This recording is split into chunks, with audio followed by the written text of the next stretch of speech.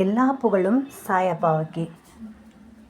சாய்ராம்ஸ், நீங்கள் எல்லோரும் சந்தோஷமாக, நிம்மதியாக, ஆரோக்கியமாக உங்கள் குடும்பத்தோட ஒற்றுமையாக இருப்பீங்கன்னு நான் நினைக்கிறேன்.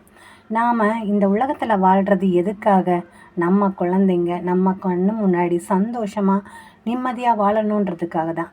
அதுக்காக தான் அவங்க பிறந்ததுலேருந்து பெரிய பையனாகி அவங்களோட குடும்பம்னு தனி ஆகிற வரைக்கும் நாம் ஒவ்வொன்றையும் பார்த்து பார்த்து செய்கிறோம். இது சாப்பிடணும், இப்படி குளிக்கணும், இப்படி இருக்கணும், இதை விளையாடணும், இங்கே போகணும், அங்கே போகணும், அதை தான் படிக்கணும், இதை செய்யணும், அதை செய்யணும்னு எல்லாம் சொல்கிறோம். அவங்களும் எல்லாம் செய்கிறாங்க நம்ம சொல்கிறதெல்லாம் கேட்டு. ஆனால் ஒரு குறிப்பிட்ட ஸ்டேஜுக்கு மேலே அவங்களுக்கு யோசிக்கிறது, தனித்துவமாக செயல்படுறது எல்லாமே வந்துடுது. ஆனால் அவங்க யோசிப்பாங்க, செயல்படுவாங்க. ஆனால் என்னென்னா, அதனால் நன்மை அடைஞ்சிட்டா பரவாயில்ல, நான் தான் எல்லாம் செஞ்சேன் அப்படின்ற மாதிரி அவங்களுக்கு ஆயிரும். ஆனால் அவங்க எடுக்கக்கூடிய டிசிஷன் தவறாக இருந்துச்சுன்னா நம்மளை குற்றம் சொல்லுவாங்க. எப்படின்னா, உங்களால் தான் ஆச்சு, நீங்கள் ஏன் இதை வேணும்னு சொன்னீங்க, நீங்கள் சொன்னதை கேட்டதுனால தான் எனக்கு இப்படி, இல்லைன்னா நான் என் போக்கில் விட்டுருந்தா நான் கரெக்டாக சஜஷன் எடுத்திருப்பேன் அப்படின்னு. அதெல்லாம் உண்மை தான். ஒரு சில விஷயங்களில் நமக்கு தெரியாத பல விஷயங்கள் அவங்களுக்கு தெரிய வருது. அதாவது அந்த டீனேஜ்லேருந்து ஸ்டார்ட் ஆகுது. இந்த டீனேஜை தாண்டி 21 வயசுங்கும்போது அவன் பொண்ணாகட்டும் பையனாகட்டும் அவங்க முழுமை அடைகிறார்கள். அவங்களுக்கு எல்லாமே தெரிய வருது. அந்த இடத்துல நல்ல முடிவு எடுப்பாங்க. அவங்க சூழ்நிலைக்கு தகுந்த மாதிரி எந்த பொருத்தமான படிப்பை படிக்கணும், எந்த பொருத்தமான வேலையை செய்யணும், எதை செஞ்சால் இன்கம் வரும், எதை செஞ்சால் சந்தோஷமாக இருப்போம், சந்தோஷத்தோடு செயல்படுறதா இல்லை இக்கட்டின் பேரில் செயல்படுறதா அப்படின்றமான பல விதமான யோசனைகள் வரும். அதே மாதிரி அந்த கரெக்டான வயசில் மேலே தான் அம்மாவுக்கு மேலே தாங்கிட்ட அன்பாக இருக்கிறது ஒரு ஆள் தேவைப்படுது. அது மனைவி தான் ஒரு ஸ்தானம். அந்த மனைவின்ற ஸ்தானம் நம்மளாக பார்த்து செஞ்சு வச்சாலும் சரி, அவங்களா பார்த்து செலக்ட் பண்ணிட்டாலும் சரி, அது அவங்க எதிர்பார்க்குற ஒரு விஷயம். கரெக்டான நேரத்தில் அவங்களுக்கு அதை அமைச்சு கொடுக்க வேண்டிய கடமை நம்மளுக்கு இருக்குது. ரெண்டாவது, நாம் செலக்ட் பண்ணாலும் நம்ம குழந்தைக்கு அவங்க பிடிக்குதான்னு சொல்லி பார்க்கணும். வலுக்கட்டாயமாக அவங்க மேலே திணிக்கக்கூடாது. நீ இவங்கள தான் கட்டணும், இப்படி தான் இருக்கணும் அப்படின்னு திணிக்கக்கூடாது. நாம் செலக்ட் பண்ணாலும் அவங்களுக்கு பிடிச்சிருக்கான்னு சொல்லி பார்க்கணும். அவங்க கூட பேச விடணும். அப்போ தான் ஒருத்தருக்கு ஒருத்தர் கருத்து பரிமாற்றம் செஞ்சாங்கன்னா தான் பிடிக்கும். சரி, லவ் பண்ணாங்கன்னு வச்சுக்கோங்க.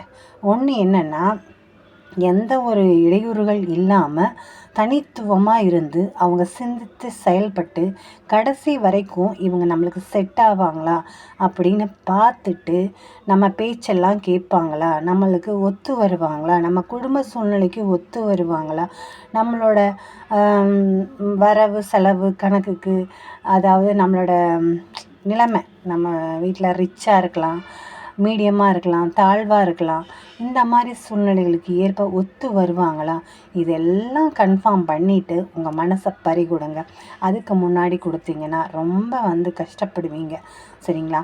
ரெண்டாவது ஒன்று என்னென்னா, அம்மா அப்பா கிட்ட ஷேர் பண்ணுங்கள். என் நிலமை இப்படி இருக்குது, நான் இப்படி பண்ணிக்கிறேன், எல்லாமே சொல்லுங்கள். ஏன்னா உங்களுக்கு லவ் மேரேஜ் தான் பண்ணணுன்னா கண்டிப்பாக சொல்லணும். சொன்னால் தான் அவங்களுக்கு தெரியும்.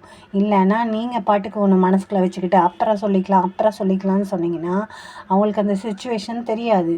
அவங்க அந்த கரெக்டான வயசு வரும்போது அவங்க பொண்ணோ பையனோ பார்க்க ஆரம்பிச்சிடுவாங்க.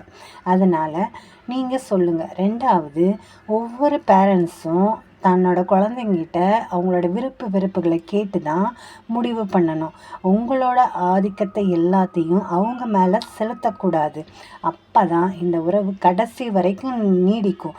நம்ம என்ன தான் பார்த்து வளர்த்தினாலும் அவங்களுக்கு தன்னிச்சையாக செயல்படணுன்ற ஒரு முடிவு ஒரு காலகட்டத்தில் வந்துடுது. அப்போ நம்ம மனசை ரொம்ப கஷ்டப்பட்டுட்டு இருக்கக்கூடாது. குழந்தைங்களுக்கு பிரச்சனை என்னன்னு கேளுங்க. கல்யாணம் பண்ணி கொடுத்துட்டா மட்டும் நம்ம கடமை தீந்துறதில்ல. அது அம்மாவாகட்டும், சாரி, பையனாகட்டும் பொண்ணாகட்டும், பையனுக்கு கல்யாணம் ஆயிடுச்சு அவனே எல்லாம் பார்த்துப்பான் அப்படின்றதெல்லாம் இல்லை. அவன் சந்தோஷமாக இருக்கானா, அவனுக்கு ஏதாவது பிரச்சனை இருக்கா, எதனால் பிரச்சனை, ஏன் பிரச்சனை கேளுங்க. கேட்டால் தான் ஆகும். அவன் அம்மா அப்பாவை பார்ப்பானா, பொண்டாட்டியை பார்ப்பானா, புள்ள குட்டியை பார்ப்பானா, அவனோட நிலைமையை பார்ப்பானா. வாழ்க்கையில் ஒவ்வொருத்தருக்கும் ஒரு தனித்துவமான சுதந்திரம் வேணும். நமக்கு இவங்க தான் அப்படின்றது. அது கை மாறும்போதோ இல்லீகல் காண்டக்டை வச்சுக்கும் போதோ, கணவனுக்கு தெரியாமல் மனைவி பேசுவதும், மனைவிக்கு தெரியாமல் கணவன் பேசுறது, இதெல்லாம் வாழ்க்கைக்கு செட் ஆகாத வேலை. அதெல்லாம் செய்யக்கூடாது. அப்படி உங்களுக்கு அந்த மாதிரியான ஒரு இது இருக்குன்னா நீங்கள் அந்த கல்யாண வாழ்க்கையில் ஈடுபடணும்னு அவசியமே இல்லை. அப்படியே கல்யாணம் ஆனதுக்கப்புறமே பண்ணினாலும் உங்கள் மனசாட்சி உறுத்தலைன்னா நீங்கள் தயவுசெய்து அவங்கள விட்டு வெளியேறிடுங்க. அவங்கள அந்த குடும்பன்ற கட்டுப்பாட்டுக்களை வச்சுக்கிட்டு அவங்களையும் இம்சை செஞ்சுக்கிட்டு நீங்களும் இம்சை செஞ்சுக்கிட்டு இது பண்ணக்கூடாது. சரிங்களா? சாயப்பா தன்னோட அன்பான குழந்தைங்ககிட்ட மட்டும்தான் இருப்பார். சரியா? அதனால் சாயப்பாவோட குழந்தைங்க என்றைக்குமே தவறு செய்யவே மாட்டாங்க. அது 100% உறுதியானது. ஏன்னா அவர் தன்னோட குழந்தைங்களெல்லாம் செதுக்கிறதுக்காக தான் வந்திருக்காரு. நம்மளோட குறைகளையெல்லாம் நிறையாக்க வந்திருக்காரு. அப்படி இருக்கும்போது அந்த குழந்தைங்க தவறு எதுவும் செய்ய மாட்டாங்க. அவங்களுக்கு ஒரு பிரச்சனைன்னு வந்தால் சாயப்பா அவங்க கூட ஸ்ட்ராங்காக நிற்பார். அவர் என்ன பண்ணுவார்னா, வேண்டாதவங்களெல்லாம் விலக்கி விட்டுருவார். அது அம்மாவாக இருந்தாலும் சரி, மகனாக இருந்தாலும் சரி, கணவனாக இருந்தாலும் சரி, மனைவியாக இருந்தாலும் சரி, வீட்டுக்காராக இருந்தாலும் சரி, பெத்த தாய் தகப்பனாக இருந்தாலும் சரி. ஏன்னா இந்த காலத்தில் நம்ம தாய் தகப்பன் முக்கியம்னு சொல்கிறோம். ஆனால் எனக்கு தெரிஞ்ச நிறையா பேர் எங்கள் ஊரில் பார்த்திங்கன்னா புருஷனை முன்னாடி சந்தோஷமாக இருந்தாலே சில பேர்த்துக்கு பிடிக்க மாட்டேங்குது. தோணன்னு பேசிக்கிட்டே இருப்பாங்க. எப்படா அவங்களுக்குள்ளே சண்டை வரும், எப்படிடா அவங்கள பிரிக்கிறதுன்னு பிளான்லாம் பண்ணிகிட்டு இருப்பாங்க. அப்படி கூட இருப்பாங்க. ஆனால் ஒன்று சொல்கிறேன், எல்லாரும் தனித்துவமாக இருங்க, முடிவெடுங்க. எல்லாத்தோட அம்மா அப்பா பேச்சையும் கேளுங்க, பொண்டாடி பேச்சையும் கேளுங்க, ஃப்ரெண்ட்ஸ் பேச்சையும் கேளுங்க. நீங்கள் சுதந்திரமாக ஒரு முடிவெடுத்தால் கண்டிப்பாக உங்களுக்குரிய வாழ்க்கைக்குரிய தீர்வு கண்டிப்பாக கிடைக்கும். எல்லாரும் சமத்தாக முடிவெடுக்க பழகுங்க, சுயமாக முடிவெடுக்க பழகுங்க. யாரையும் போட்டு டார்ச்சர் பண்ணாதீங்க. நமக்கு இவன்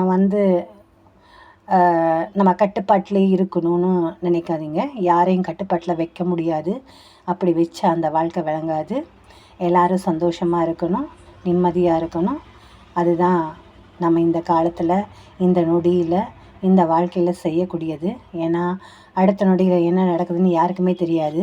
அது சின்னவங்களானாலும் சரி, பெரியவங்களானாலும் சரி. ஜெய் சாய்ராம்.